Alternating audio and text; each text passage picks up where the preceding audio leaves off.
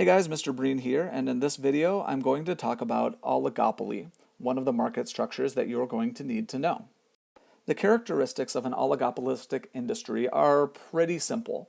There are a handful of firms, more than in a monopoly, but fewer than in perfect competition or monopolistic competition.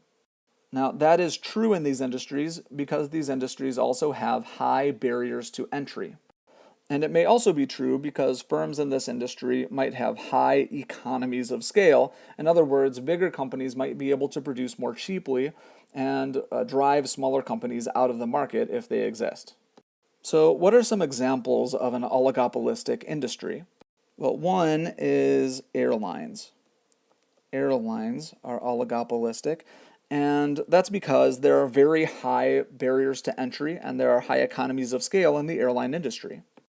So what are some of those barriers? Well, one is that any airline has to convince an airport to give them gates at their airport. Otherwise, you won't be able to board anyone. Okay. Airlines also engender a lot of trust. So, if you start up a new airline, maybe nobody trusts your safety record because there isn't one yet.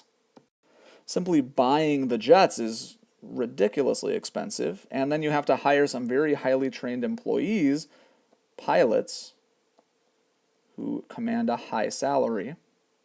And this is an extraordinarily highly regulated industry, and regulations are also barriers to entry. Okay, another example of an oligopolistic industry is cell phone service providers.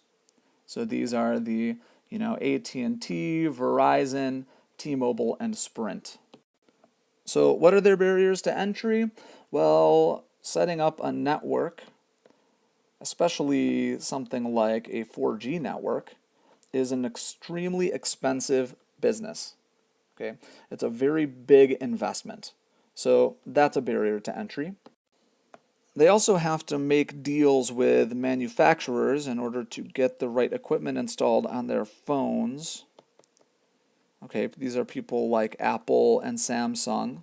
Okay, if you are a cell phone service provider and you can't get one of these deals, I'm running out of space, but you can't get one of these deals with Apple or Samsung, you're sunk. And of course, Apple and Samsung are only going to make these deals with people who have networks big enough that it's going to make it worth their while. These industries are also often regulated. Okay, so regulations just like with the airlines, and there are factors that lead to economies of scale, like specialization.